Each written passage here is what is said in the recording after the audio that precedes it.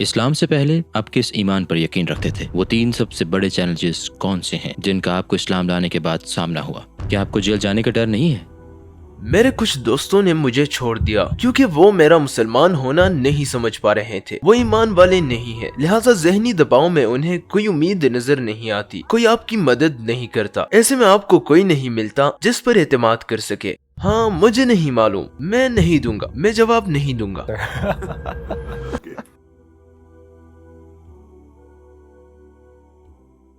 خوش آمدید داؤد.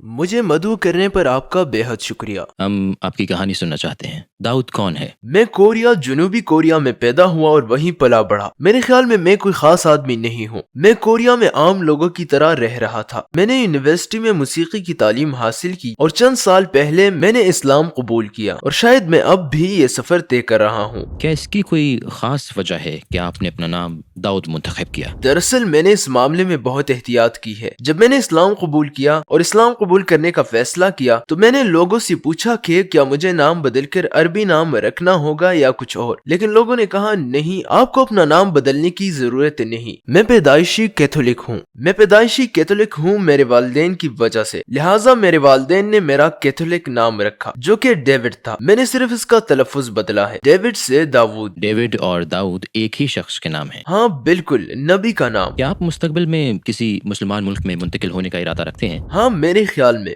کیونکہ کیا وجہ ہے؟ آپ اپنے ہی ملک میں مطمئن نہیں ہیں؟ میں مطمئن ہوں, لیکن میرے خیال میں مجھے مزید سیکھنا چاہیے. میں ابھی بھی بالکل نیا ہوں. میں نہیں ہوں. میرا نہیں خیال کہ میں اچھا مسلمان ہوں. باقی کیونکہ میں مسلمان ہو جانے کے باوجود اب بھی بہت سی غلطیاں کرتا ہوں, اس لیے میرے خیال میں مجھے اسلامی ماحول اور زیادہ باعلم مسلمانوں سے مزید سیکھنا چاہیے. کون سے ملک جائیں گے آپ؟ ترکی, مصر, عربیہ؟ ہاں میں ابھی انتخاب نہیں کر سکتا. میں سب سے پہلے یہاں آیا, اس سال ترکی آیا ہوں. میں دوسرے ممالک بھی جانا چاہتا ہوں, شاید اگلے ماہ جاؤں گا. میں سعودی عرب, انڈونیشیا, ملیشیا جانا چاہتا ہوں. پھر پوری دنیا کا سفر کر کے شاید میں کسی ملک کو منتخب کر سکوں. کچھ عرصہ وہاں رہنے کے بعد میں واپس کوریا آ سکتا ہوں اور اپنا کام کر سکتا ہوں, اپنا علم وغیرہ دوسروں تک پہنچا سکتا ہوں. اسلام سے پہلے آپ کس پر ایمان رکھتے تھے؟ میں خدا پر ایمان رکھتا تھا. میرا خدا پر ایمان تھا کیونکہ میں پیدائشی کیتھولک ہوں اور میرے والدین کیتھولک ہیں اور میری پوری فیملی کیتھولک ہے. تو جب آپ چھوٹے تھے چرچ جایا کرتے تھے؟ جی بالکل. جب میں چھوٹا تھا تو اپنے والدین کے ساتھ چرچ جاتا تھا. دراصل میں ایسا ایمان کی بنیاد پر نہیں کرتا تھا, بلکہ میں فطری طور پر ایسا کرتا تھا کیونکہ سبھی چرچ جاتے تھے کہ ہو سکتا ہے میں وہاں جاؤں اور وہ مجھے کوئی تحفہ دے اور وہ مجھے کھانے پینے کی چیزیں دے. لہٰذا مجھے بہت مزہ آتا تھا. اصل میں تو مجھے اپنی فیملی اور دوستوں کے ساتھ اچھا لگتا تھا, مگر میں سمجھتا ہوں جب میں چھوٹا تھا تو ایمان کا کوئی خاص احساس نہیں تھا, کیونکہ ہو سکتا ہے مجھے اس کے بارے میں گہرائی سے سوچنے کا موقع نہ ملا ہو. آپ نے اپنے عقائد پر اعتراض کب شروع کیا؟ آپ بیٹھے تھے, انٹرنیٹ چیک کر رہے تھے, کس چیز نے یہ سوچ پیدا کی مجھے کوئی راستہ نکالنا چاہیے؟ در حقیقت یہ بڑی لمبی کہانی ہے, میں آپ کو سناتا ہوں. میں یونیورسٹی میں موسیقی کی تعلیم پا رہا تھا, لہٰذا میں ایک موسیقار بننا چاہتا تھا. موسیقار؟ ہاں موسیقار. جیسے کہ مجھے جیز میوزک بھی پسند تھا اور میرے بہت سے دوست موسیقار تھے, تو مجھے ایک چھوٹے کنسرٹ کے لیے دوسرے ملک جانے کا موقع ملا. وہ ملک تھا انڈونیشیا, تو میں وہاں گیا. آپ بیٹری گٹار کیا بجاتے تھے؟ میں پیانو بجاتا تھا, تھوڑا بہت گٹار بھی, اور میں گاتا تھا. میں گانا گاتا تھا. تو میں نے انڈونیشیا جکارتا میں کنسرٹ کیا. یہ واقعی بڑا دلچسپ تھا. میں اسلام کے بارے میں کچھ نہیں جانتا تھا کیونکہ کوریا میں اسلام کے بارے میں کوئی معلومات نہیں ہے. اس کے بارے میں جاننا بہت مشکل ہے. آپ نے کبھی محمد, اسلام کے بارے میں کوئی لفظ تک نہیں سنا تھا؟ نہیں, لیکن میں صرف جانتا تھا. مجھے نہیں پتا مجھے کہنا چاہیے یا نہیں, لیکن میں صرف دہشت گردوں کے بارے میں جانتا تھا کیونکہ کوریا میں جب میں چھوٹا تھا تو 9/11 ہوا تھا اور یہ کوریا میں بہت بڑی خبر تھی, بہت بڑی خبر. لہٰذا مجھے بھی بڑا دچکا لگا تھا اور وہ اس طرح بات کرتے تھے کہ اسلام ایسا ہے ویسا ہے. تو جب میں چھوٹا تھا تو اس وقت یہ سوچتا تھا کہ جیسے اسلام کوئی خطرناک چیز ہے. لیکن جب میں انڈونیشیا آیا میں نے کئی لڑکیوں کو سکارف پہنے دیکھا اور بہت سے سے داڑھی والے لڑکوں کو جو نماز پڑھتے تھے، تو مجھے بڑا تجسس ہوا یہ اتنے مختلف کیوں ہیں۔ تو میں نے ان سے پوچھا یہ سب کیا ہے، اور انہوں نے مجھے جواب دیا یہ اسلام ہے اور یہ ان کے ایمان کا حصہ ہے، اور در حقیقت وہ بڑے مہربان تھے اور انہوں نے واقعی میری بڑی خاطر مدارت کی۔ وہ ہمیشہ کہتے او کیا میں آپ کی مدد کر سکتا ہوں، میں آپ کی مدد کرنا چاہتا ہوں، میں آپ کو اس کا حقدار سمجھتا ہوں، میں آپ کو یہ دینا چاہتا ہوں، میں آپ کو ایک تحفہ دینا چاہتا ہوں۔ تو جب میں چھوٹا تھا تو میں یہ سوچتا تھا کہ جیسے اسلام ایک خطرناک چیز ہے، لیکن جب میں انڈونیشیا آیا تو یہاں لوگوں کو بالکل مختلف پایا۔ وہ اتنے مہربان، اتنے پرسکون اور ہمیشہ مسکراتے رہتے تھے اور ہمیشہ دوسروں کی مدد کرنے والے تھے۔ مجھے لگا یہ سب اس سے مختلف ہے جو میں جانتا ہوں، یہ مکمل طور پر مختلف تھا۔ تو پہلے تو مجھے اس مذہب سے دلچسپی محسوس ہوئی اور میں نے اس سے بڑی عمدہ چیزیں محسوس کی۔ پھر میں واپس کوریا آ گیا۔ اصل میں تب میری صورتحال اچھی نہیں تھی، مطلب مالی حالت اچھی نہیں تھی اور میری فیملی خوشحال نہیں تھی، لہٰذا مجھے ملازمت تلاش کرنی تھی۔ موسیقی کے کام میں زیادہ کمائی نہیں تھی، وہ اتنا مستحکم ذریعہ نہیں تھا، اس لیے مجھے اپنی فیملی کے لیے کام کرنا تھا، لیکن وہ ملازمت ذہنی دباؤ کا باعث تھی، کافی ذہنی دباؤ کا باعث۔ مجھے چونکہ تخلیقی کام پسند تھا، میں کوئی چیز بنانا چاہتا تھا، جیسے کہ یہ موسیقی بھی ہو سکتی تھی یا ویڈیو بھی، مجھے نہیں معلوم، لیکن میں کچھ تخلیق کرنا چاہتا تھا۔ لیکن جب میں کام کر رہا تھا تو کمپنی مجھ سے زیادہ خوش نہیں تھی، لہٰذا میں نے یوٹیوب شروع کر دیا۔ تو میں نے یوٹیوب کا کام شروع کیا، لیکن میرا یوٹیوب چینل موسیقی سے شروع ہوتا ہے، میں اپنی کور میوزک ویڈیوز اور اسی طرح کی چیزیں اپلوڈ کرتا تھا۔ اس کے بعد مجھے اچانک یہ سوجی کہ میں انڈونیشیا کے اپنے احساسات کیسے بتا سکتا ہوں۔ مجھے نہیں معلوم کہ اچانک یہ سوچ کیسے آئی، میں نے یہ کیوں سوچا، تو بس جو کچھ میں مسلمانوں سے متعلق جانتا ہوں وہ بتا دیتا ہوں، کیونکہ بہت سے کورین سمجھتے ہیں اسلام خطرناک ہے، لیکن میں نے اسلام کے بارے میں بہت سی اچھی چیزیں محسوس کی، لہٰذا میں نے ان کے بارے میں بات کی، میں نے یوٹیوب پر اپنے احساسات شیئر کیے اور یوں بہت سے لوگ اس میں دلچسپی لینے لگے۔ بہت سے لوگوں نے مجھے اسلام کے بارے میں سکھایا، مثلا اگر آپ اسلام سے متعلق جاننا چاہتے ہیں تو آپ فلاں سے بات کر سکتے ہیں اور میں امام سے بات کروں گا۔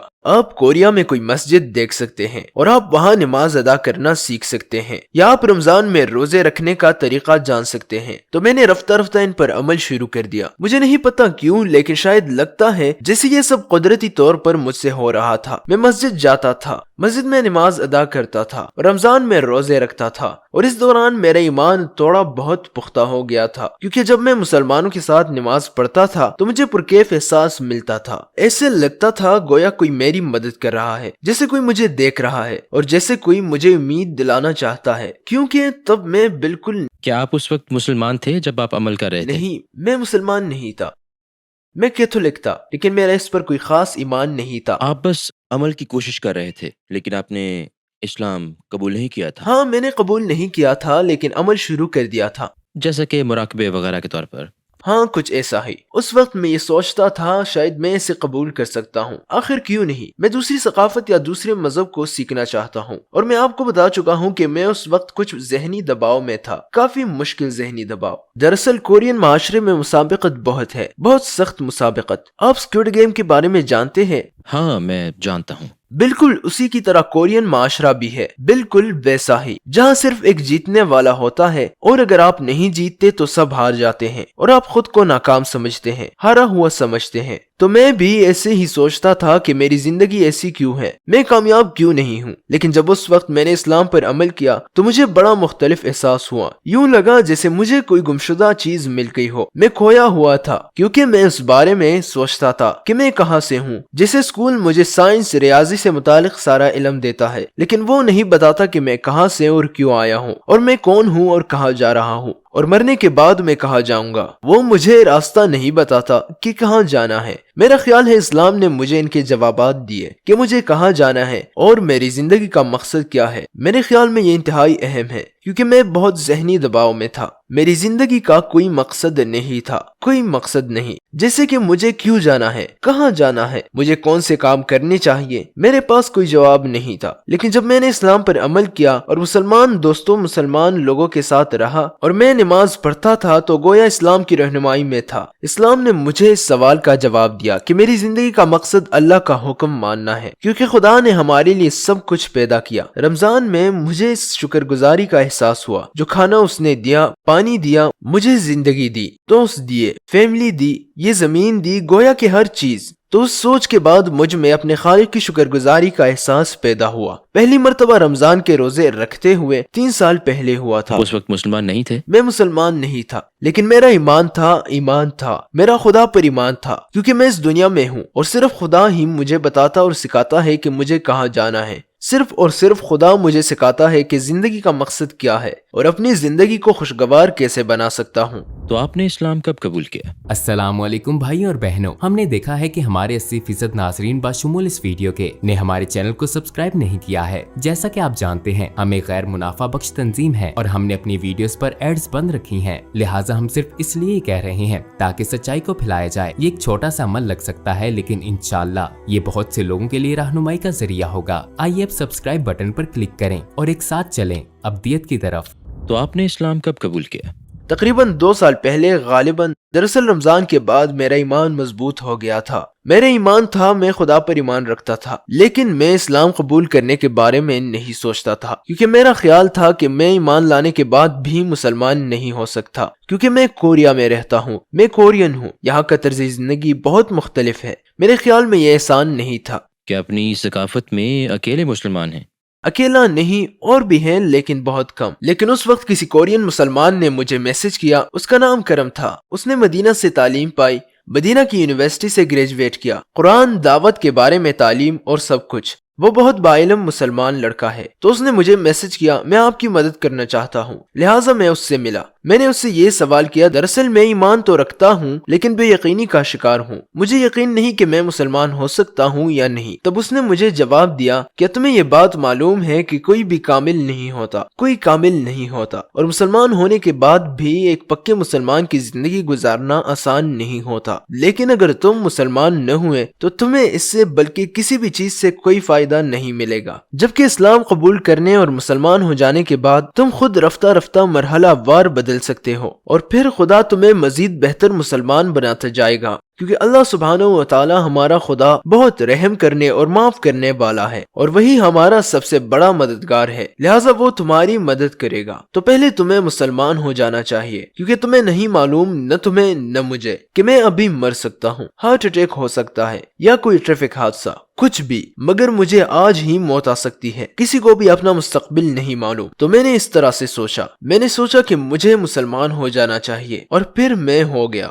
آپ نے اپنے والدین کو کچھ بھی نہیں بالکل بتایا؟ میں نے نہیں بتایا۔ ٹھیک ہے، تو پھر آپ مسجد گئے؟ ہاں، میں تائیوان کی ایک مسجد میں گیا، میں نے وہاں اسلام قبول کیا۔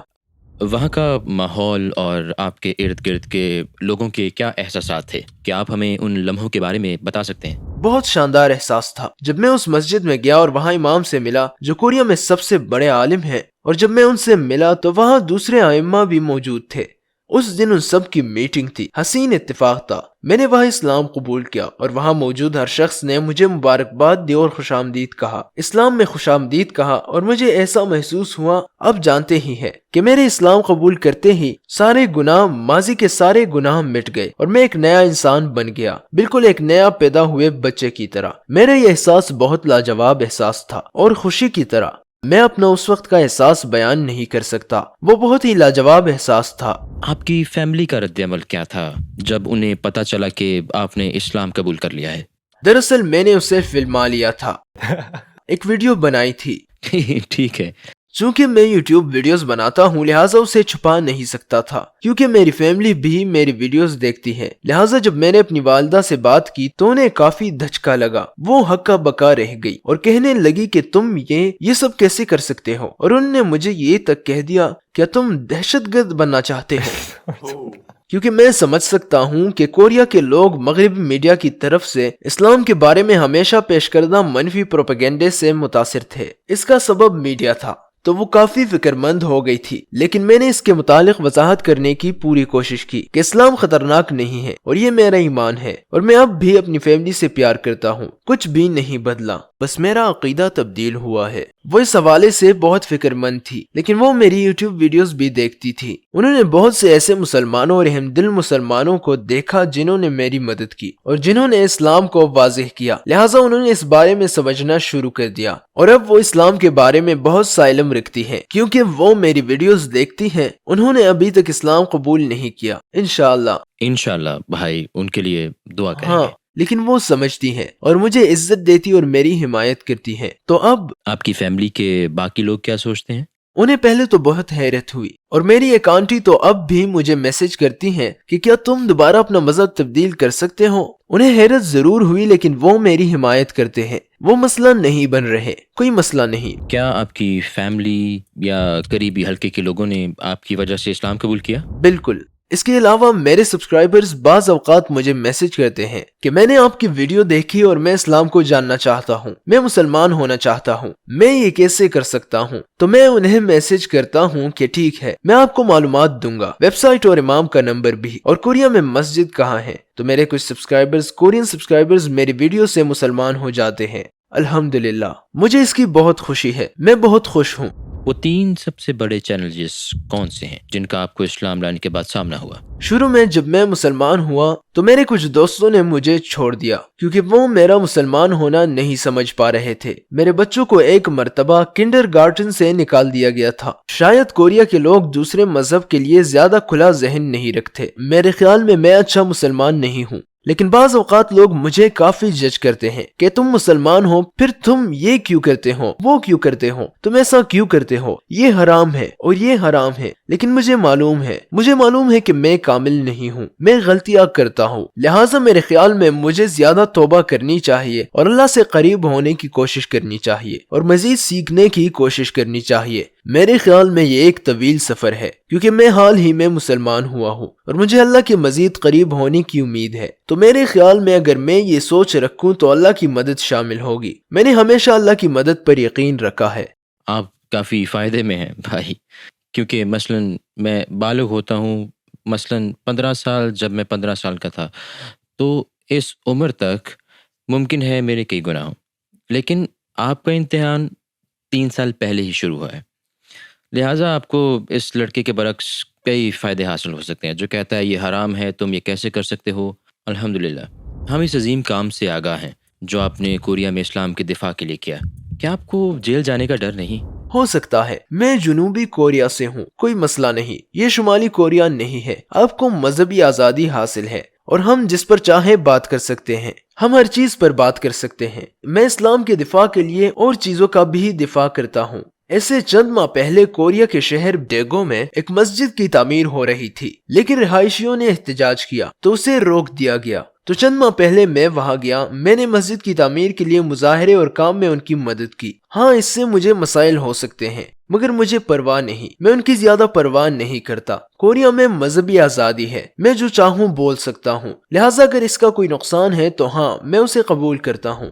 مسلمان ہونے کے بعد آپ نے کبھی غلطی سے سور کا گوشت کھایا؟ میرے خیال میں کیونکہ کوریا میں ہر چیز میں سور ڈلتا ہے، مثلا جب میں ریسٹورنٹ جاتا ہوں تو ہمیشہ پوچھتا ہوں کہ یہاں سور کا گوشت ہے، عموماً وہ کہتے ہیں ہاں سور کا گوشت ہے، یا بعض اوقات وہ کہتے ہیں نہیں یہاں نہیں ہے۔ تو جب وہ کہتے ہیں کہ یہاں سور نہیں ہے تو میں کھا لیتا ہوں، لیکن مجھے ذائقہ کچھ مختلف محسوس ہوتا ہے تو میں پوچھتا ہوں یہ سور کے گوشت سے تو نہیں بنا ہوا، مثلا سوپ سور کے گوشت سے نہیں بنا ہوا؟ تو وہ کہتے ہیں ہاں۔ میں کہتا ہوں آپ نے تو کہا تھا سور کا گوشت نہیں ہے، تو وہ کہتے ہیں اس میں سور کا گوشت نہیں ہے، یہ تو بس سوپ ہے۔ مطلب یہ کہ انہیں حلال غذا کے بارے میں بالکل کوئی علم نہیں ہے۔ کوریا میں یہ آسان نہیں ہے۔ تصور کریں کہ آپ ایک پارک میں بیٹھے ہیں اور ایک کورین آپ کے پاس آ کر کہتا ہے کہ وہ آپ کو جانتا ہے اور آپ سے آپ کے مذہب کے بارے میں پوچھتا ہے۔ آپ کے پاس صرف 1 منٹ ہے، آپ اسے کیا کہیں گے؟